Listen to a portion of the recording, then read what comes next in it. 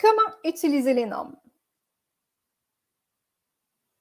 Bonjour et bienvenue à ce webinaire « Comment utiliser les normes ». Je me présente, je suis Marie-Claude Drouin, secrétaire générale du Réseau Normalisation et Francophonie. Et pour l'occasion, je suis accompagnée de mon collègue Hassan Beng de l'Association sénégalaise de normalisation. Hassan est chef de programme Évaluation de la conformité. Bonjour Hassan. Bonjour Marie-Claude. C'est encore un immense plaisir de vous retrouver pour ces capsules de formation sur la normalisation, qui est le fruit d'une collaboration entre le Réseau Normalisation et Francophonie et l'Association sénégalaise de normalisation. Une collaboration de longue date. Ça fait longtemps qu'on travaille ensemble et aujourd'hui, je suis particulièrement fière du travail qu'on a réalisé tous les deux. On a créé une série de 3 webinaires sur les normes. Donc, le premier était « Connaissez-vous les normes ?» Le deuxième, « Pourquoi utiliser les normes dans votre stratégie d'affaires ?» Et le troisième, celui d'aujourd'hui, « Comment les utiliser ?»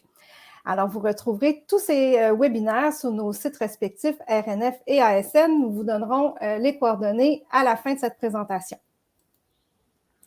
Avant de débuter, j'aimerais vraiment prendre un moment pour remercier le ministère des Relations internationales et de la francophonie du Québec qui a rendu possible le travail Québec-Sénégal entre nos deux organisations pour qu'on puisse ensemble concocter tout le contenu de ces 3 webinaires. Alors, sans plus tarder, allons-y droit dans notre sujet. Les normes, à quoi ça sert dans la vie des entrepreneurs? Il y a 2 clés d'action. Et on va justement parler de ces 2 clés d'action-là aujourd'hui. La première, c'est que ce sont des outils d'intelligence économique qui nous permettent tout de suite de se baser sur les meilleures façons de faire pour créer de la valeur dans notre entreprise et accéder au marché. La deuxième clé d'action, c'est que les normes, ce sont des outils de diplomatie économique. On dit souvent qui fait la norme fait le marché. Alors, si, comme entrepreneur, on peut influencer les normes, ça nous permet d'avoir un pas d'avance sur la concurrence. Alors, j'aime bien commencer les formations là-dessus, sur comment utiliser les normes, sur cette citation-ci qui dit « La qualité n'est jamais le fruit du hasard, elle est toujours le résultat d'un effort intelligent ». C'est important de se dire, il y a quand même un peu de travail à faire pour implanter les normes dans une entreprise. On est d'accord, Hassan? Tout à fait, tout à fait. Mais c'est possible. Quand on a la bonne recette, qu'on est bien accompagné et qu'on n'y va pas à pas, c'est possible d'utiliser les normes sans trop se casser la tête. Alors, on l'a dit dans une formation précédente, les normes touchent tous les aspects d'une entreprise. Alors, normes du travail, normes de marketing, normes comptables, normes de vente, normes de fabrication, normes de service, alouette. Maintenant, comment s'y retrouver? En fait, au RNF, on a une recette en 4 étapes faciles pour utiliser les normes dans une entreprise et donner de la valeur à notre entreprise. La première étape, trouver les normes. C'est sûr que la première chose qu'on doit faire, c'est se faire un tableau exhaustif de toutes les normes qui existent pour notre secteur d'activité, soit notre fabrication de produits ou de services. Alors, on le dit souvent, s'il y a une chose que vous devez retenir dans l'utilisation des normes, c'est aller les chercher parce que c'est une source de connaissances infinie qui va vous donner les meilleures façons de faire pour fabriquer votre produit et votre service. Alors, comment on fait, Hassan, au Sénégal pour trouver les normes? Alors, il faut d'abord comprendre que toute entreprise doit connaître les normes de son domaine d'activité. Alors, au niveau du Sénégal, si une entreprise souhaite avoir les normes nationales, donc nous, à partir de notre site Internet, on a mis en place une base de données qui permet aux lecteurs de sélectionner les normes qui sont déjà adoptées au niveau national, de pouvoir les commander, mais également dans notre base de données en ligne, il est possible de commander une norme internationale que l'ASN pourra par la suite mettre à sa disposition. Et il faut aussi s'assurer d'avoir la bonne version de la norme en vigueur parce que si on n'a pas la bonne version, ça peut être vraiment problématique. On ne sera pas à jour dans les conformités à obtenir. Tout à fait. La deuxième étape, sélectionner les normes. Une fois qu'on a fait notre tableau exhaustif, qu'on est allé chercher toutes les normes qui s'appliquaient à notre secteur d'activité, qu'on a contacté l'ASN qui nous ont aidés à trouver ces normes-là, maintenant, on le sait, notre travail comme entrepreneur, ça ne se limite pas à implanter des normes. Il faut utiliser les bonnes normes. Puis il y en a beaucoup des normes. D'abord, il y a des normes obligatoires et des normes volontaires. Évidemment, les normes obligatoires comme la réglementation ou celles qui nous sont demandées par notre donneur d'ouvrage, on n'a pas le choix, il faut les trouver et les implanter. Par contre, au niveau des normes d'application volontaire, comme de l'ISO, il y en a plus de 24 000 au catalogue, donc il y en a quand même plusieurs. Il y a toutes sortes de normes. Il y a des normes qui peuvent nous permettre d'améliorer notre productivité. Il y a des normes qui peuvent nous permettre de nous démarquer de la concurrence en ayant une image de marque. Il y a des normes qui peuvent nous permettre d'accéder au marché. Donc, c'est important de les choisir. Ça va nous prendre il faut faire une petite analyse, là, voir selon moi, ma stratégie est là où je veux me démarquer, laquelle je dois utiliser. Donc, je vous donne un petit exemple pour vous guider dans tout ça. Imaginons que vous êtes une entreprise et que vous créez des bavoirs pour bébés avec des petits bouts de caoutchouc dessus pour mordiller. Bon, vous avez un beau produit, vous êtes content, mais là, maintenant, vous pourriez utiliser une certification de sécurité additionnelle qui vous permettrait de vous démarquer de votre concurrence. Vous pourriez mettre en valeur que vos produits sont particulièrement sécuritaires parce que vous êtes allé chercher tel type de certification. Vous pourriez aussi décider que vous, non, votre problème dans votre chaîne de production, c'est la maintenance de la qualité. À ce moment-là, vous pourriez aller chercher la norme ISO 9001 qui vous aiderait à vous assurer d'avoir une belle maîtrise de votre qualité. Ou peut-être que non, finalement, produire le caoutchouc, c'est coûteux pour vous en énergie. Puis vous dites, non, on aurait intérêt à baisser nos coûts d'énergie. Donc, vous allez aller chercher, par exemple, la norme ISO 50001 pour baisser vos frais énergétiques. Donc, vous voyez, il y a plusieurs cas de figure. C'est important de prendre le temps de les sélectionner, mais vraiment en fonction de c'est quoi notre avantage. On n'utilise pas des normes pour utiliser des normes. On les utilise pour que ce soit bénéfique et avantageux pour nous. Alors, la troisième étape, une fois qu'on a choisi les normes qui vont nous donner la valeur dans notre entreprise et que c'est sur celles-là qu'on veut mettre nos efforts, il faut les implanter et attester de leur conformité, c'est-à-dire aller chercher une certification. Alors, pour implanter les normes, évidemment, on a souvent besoin de se faire un système qualité. Hein? Il faut lire la norme, se faire un système pour voir qu'est-ce qu'on doit faire, quelles sont les étapes. Par la suite, on doit probablement adapter notre produit ou notre service aux exigences de la norme. Et puis, par la suite, on peut aller chercher une certification, c'est-à-dire demander à une tierce partie qui va venir vérifier qu'on l'a bel et bien fait. Donc, à ce niveau-là, on peut se faire accompagner. Alors, on n'est pas obligé de tout faire ça puis avoir toute cette connaissance-là. On peut aller soit vers des consultants privés ou des associations sectorielles. Est-ce que vous, à l'ASN, vous faites de l'accompagnement pour les entreprises, Hassan? Oui, on fait de l'accompagnement pour les entreprises. On fait également la certification de produits. Ah oui, vous faites la certification aussi, effectivement. Oui, oui. Il faut dire que la certification, ce n'est pas obligatoire. C'est optionnel, mais c'est un gros avantage parce que quand on sait qu'on va se faire examiner par une tierce partie, c'est certain qu'on met en place les règles et qu'on s'assure que nos produits sont conformes à la norme. Alors, ça nous donne plus de rigueur dans nos processus. Alors, la quatrième et dernière étape qui peut nous permettre de créer de la valeur dans notre entreprise avec les normes, c'est influencer soi-même les normes. Ça, j'avoue que c'est un secret bien gardé de la normalisation, mais savez-vous, chers entrepreneurs, que vous pouvez vous-même influencer les normes.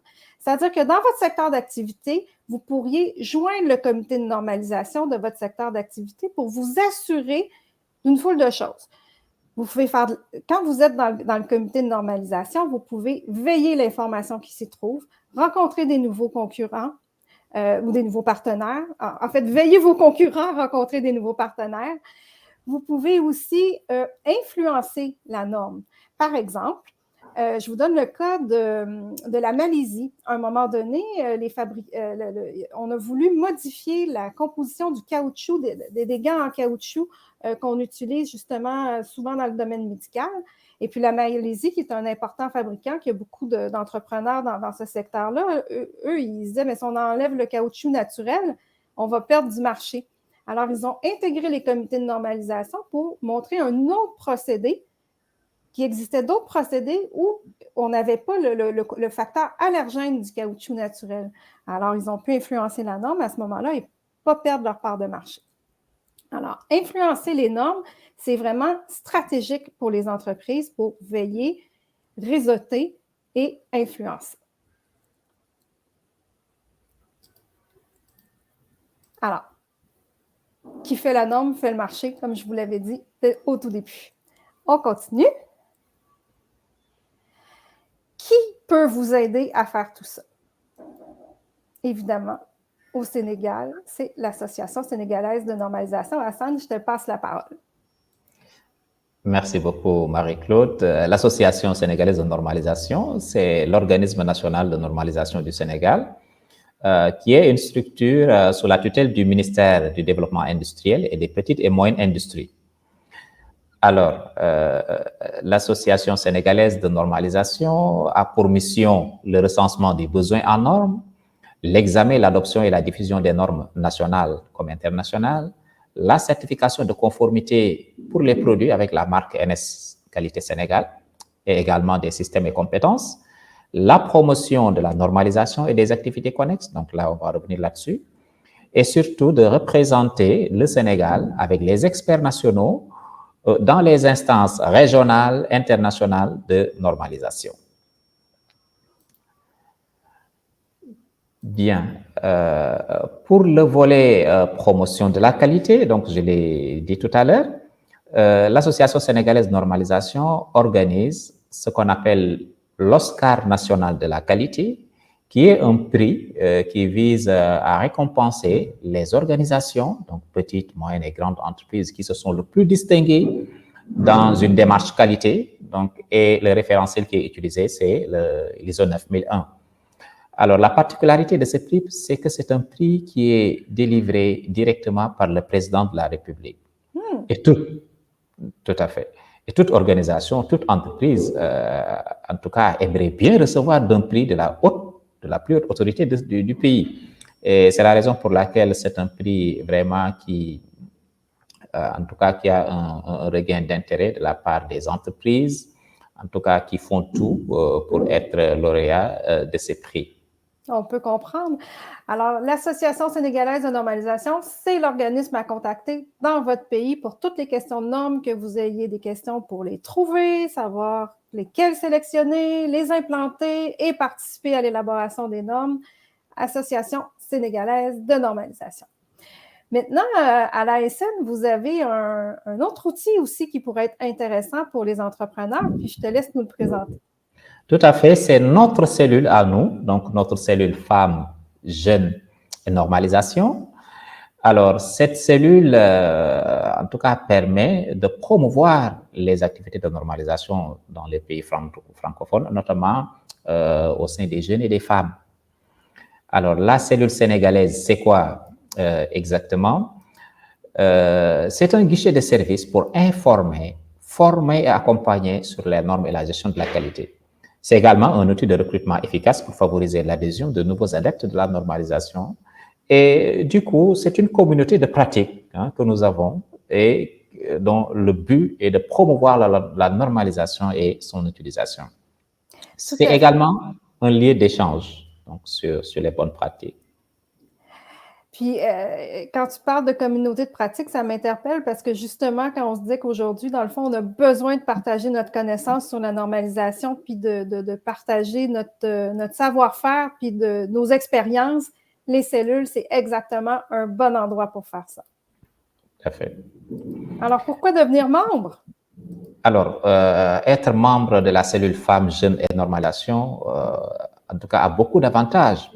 D'abord, pour intégrer une communauté de pratiques dynamiques sur les normes, mais également pour apprendre comment influencer et tirer profit de l'élaboration des normes nationales. Donc, tout à l'heure, vous avez donné un exemple d'une entreprise qui avait vu ses intérêts menacés, mais c'est à partir de son intégration au comité technique de normalisation vraiment qu'il a eu montré en tout cas ses découvertes, ses talents, et par la suite, ça a été très profitable pour elle.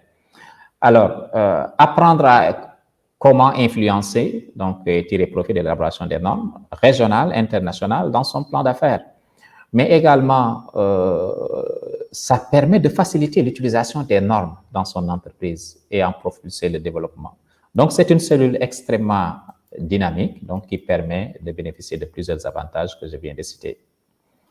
Participer à des activités d'information, de formation sur les normes, renforcer son leadership comme chef d'entreprise, puis par le fait même, devenir un chef de file dans son milieu d'affaires.